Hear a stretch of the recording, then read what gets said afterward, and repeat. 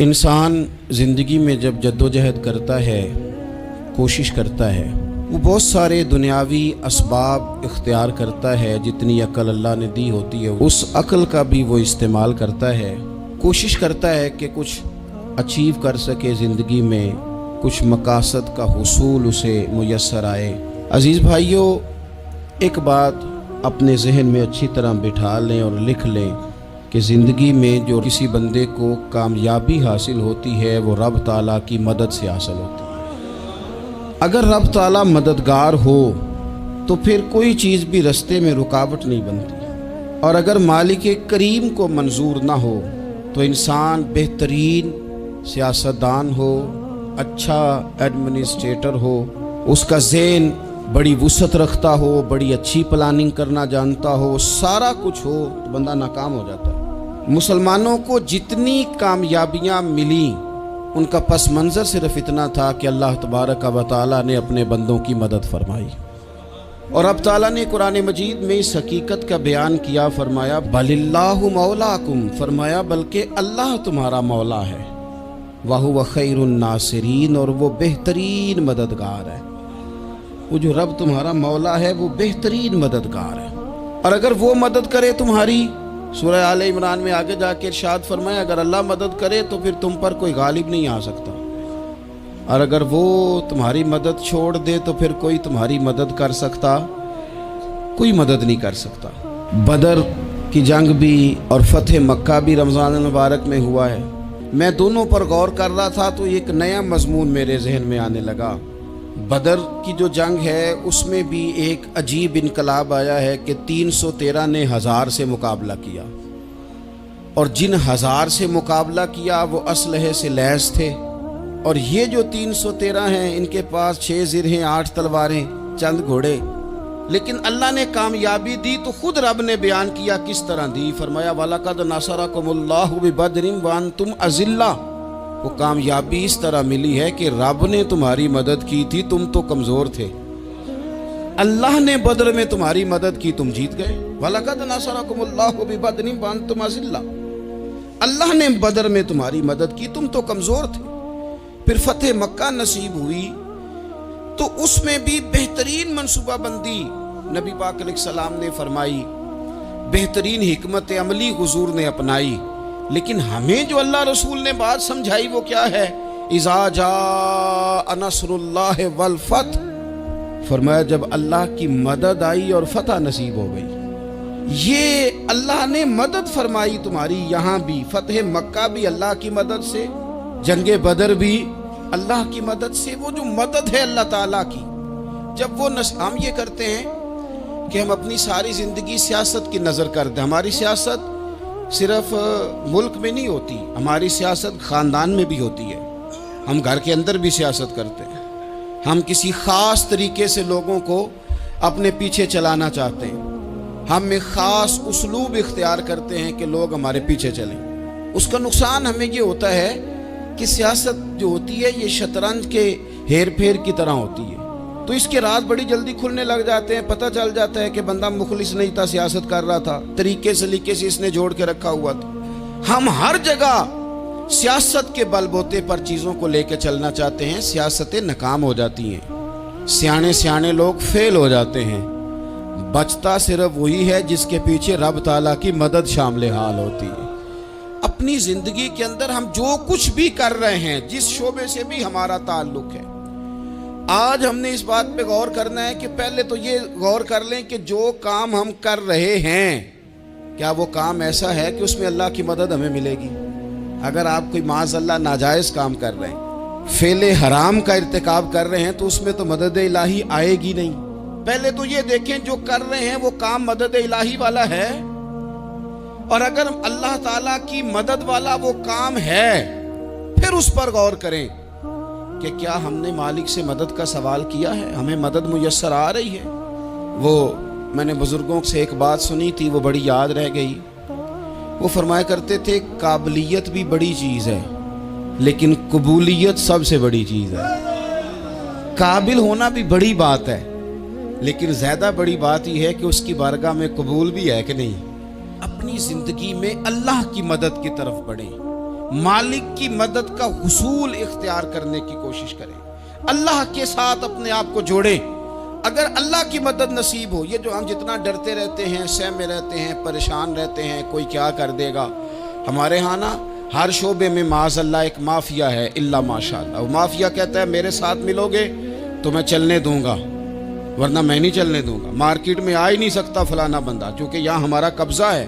और मेरे भाई, फिर बहुत सारे लोग जिनकी नीयतें और इरादे बड़े अच्छे होते हैं शुरू में, वो भी उस माफिया का शिकार हो जाते हैं और उनके रंग में रंग जाते हैं। याद रखना, किसी शख्स की ब्लैकमेलिंग का कभी शिकार ना होना, कभी किसी की मीठी और मुसज्जा मुकफ़ा बातों का शिकार ना होना। कोई क्या कर सकता है अगर अल्लाह मददगार हो तो? जिसको रब करीम उठाना चाहे उसे कोई गिरा सकता है? हम ये डरे डरे सहमे सहमे परेशान फैसला करने की ताकत नहीं, मुझे चलना चाहिए कि नहीं, उठना चाहिए कि नहीं, करना चाहिए। उठ बांध कमर क्यों डरता है? फिर देख खुदा क्या करता है। हज़रत अब्दुल्ला इब्न अब्बास फरमाते हैं, मेरे नबी पाक अलैहिस्सलाम ने मेरी तरबियत फरमाई, हुजूर ने मेरी तरबियत फरमाई। और महबूब पाक अलैहिस्सलाम ने फरमाया, अब्दुल्ला याद रखना, ये नौजवान दोस्त मेरी बात लिख लें, परेशान लोग मेरी बात लिख लें, जिनके पास कुव्वत फैसला नहीं वो इस बात को लिख लें। हज़रत अब्दुल्ला इब्न अब्बास फरमाते हैं, मेरे नबी पाक अलैहिस्सलाम ने मुझसे फरमाया था, अब्दुल्ला सुन, अगर सारी दुनिया मिल के तेरा कोई नफ़ा करना चाहे, कर नहीं सकती जब तक मेरे रब की रज़ा ना हो। और फरमाया सारी दुनिया मिल के तेरा कुछ बिगाड़ना चाहे तो अब्दुल्ला बिगाड़ नहीं सकती जब तक रब करीम की हिकमत का तकाजा ना हो। लोगों से डरना, लोगों की तरफ देखना, माहौल देख के अपने राह का तयन करना, हर बंदे के ख्यालात के मुताबिक ढलने की कोशिश करना, फलाना ना नाराज हो जाए, फलाना ना नाराज हो जाए, वो जिसने होना हो जाए, बस रब रसूल नाराज ना हो। अपनी जिंदगी में अपने मालिक को मौला जान के, बलिल्लाहु मौलाकुम, अल्लाह तुम्हारा मौला है, वहुव खैरुन नासिरीन, वो बेहतरीन मददगार है। तवज्जो जब भी करें रब की जानिब करें, अपने दिल का किबला दुरुस्त रखें, सोचों के जाविये सीधे रखें। मेरे भाई,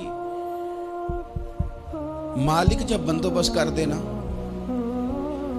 जब मालिक बंदोबस्त करते हैं, फिर ऐसा बंदोबस्त करता है कि लोगों के पास ना चारा नहीं रहता।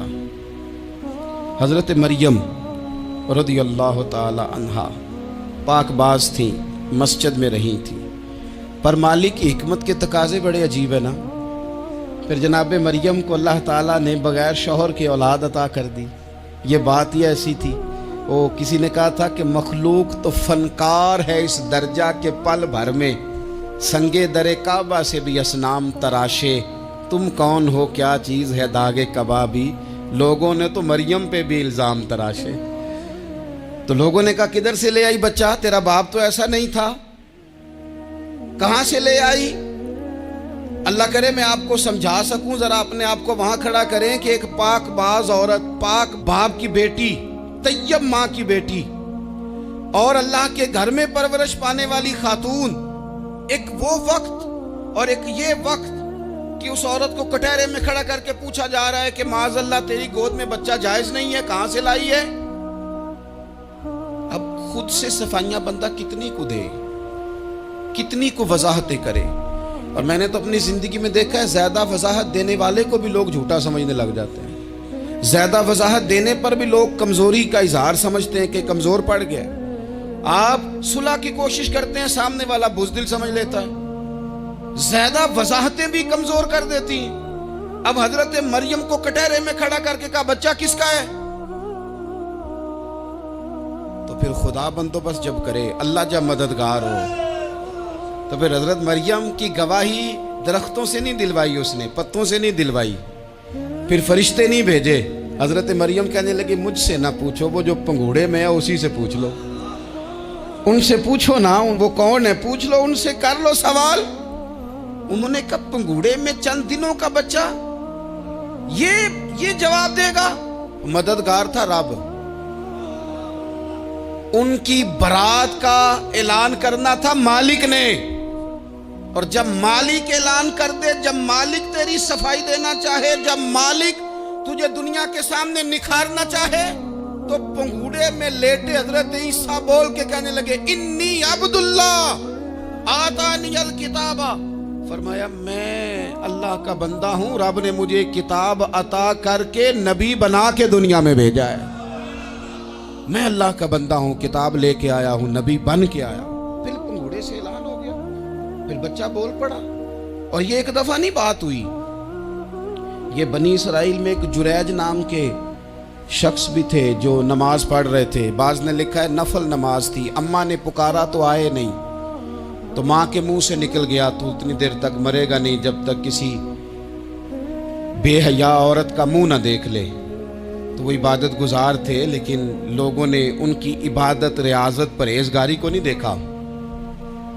बस एक औरत को भेज के इल्ज़ाम लगवा दिया। वो औरत आया जाया करती थी, अब आ जाती हैं औरतें, मसला पूछने की नीयत से भी आ जाती हैं। माहौल में कुछ जगह ऐसी भी हैं जहां औरतें दम कराने के बहाने आ जाती हैं। वो खातून आती जाती थी उस खानका पे, आस्ताने पे, ये बुखारी में मौजूद है।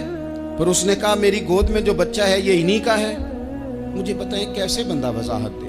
हालात खराब हो गए, लोग कुटिया जलाने लगे, माहौल और तरह का बन गया। मेरे नबी पाक अलैहिस्सलाम फरमाते हैं फिर उस रब के बंदे ने कहा मालिक तू करीम है, तेरी मशीयत का तकाजा आया जो मेरी माँ ने जुमले बोले थे, पर अब मैं वजाहत देने के काबिल नहीं रहा। अब तू ही करम करेगा तो दरवाज़ा खुलेगा। तो वो चंद दिनों का बच्चा पंगूड़े में बोल के कहने लगा मैं इस दरवेश का नहीं, मैं तो फलाने चरवाहे का बच्चा हूँ, वो जो बकरियां चराता है। रब की मदद को पुकारें, अपने साथ अपने मालिक की मदद को शामिल करें, थोड़े रिस्क पर भी गुजारा अच्छा होने लग जाएगा। सारे लोग आपको गिराने की तदबीरें कर रहे होंगे और मालिक आपको इज्जतें अता फरमा देगा। उसकी बारगाह से हिकमत का तकाजा और हो जाएगा। हमने सारी जिंदगी लोगों को राजी करने में गुजार दी, सारी जिंदगी बुढ़ापा आ गया बच्चों को पालते, और बच्चों ने आखिरी उम्र में कह दिया अब्बा अगर कोई ढब का काम कर लेते तो आज हमारे दिन भी फिर न जाते। सारी जिंदगी गुजार दी बहन भाइयों को राजी करने में, सारी जिंदगी गुजार दी जिम्मेदारियां उठाने में। उनको 99 दफा दिया, एक दफा नहीं दिया तो उन्होंने कह दिया तूने तो कभी दिया ही नहीं, तू था ही नहीं। सारी जिंदगी मोहल्लेदारों, इलाके वालों को राजी करने में गुजार दी।